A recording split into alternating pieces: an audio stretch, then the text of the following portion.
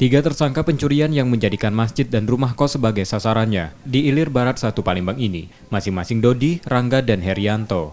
Tersangka ditangkap polisi dari Polsek Ilir Barat 1 Palembang setelah banyaknya laporan kejahatan tersangka yang diterima polisi.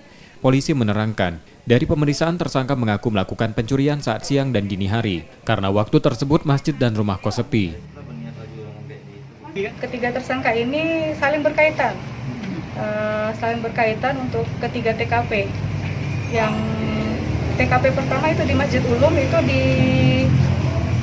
di melakukan pencurian dengan hasil pencuriannya yaitu berupa vakum cleaner dan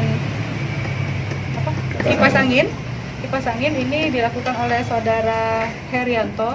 Terus yang kedua itu TKP-nya di masjid juga oleh saudara Herianto juga, yaitu barang buktinya berupa hasil curian berupa TV.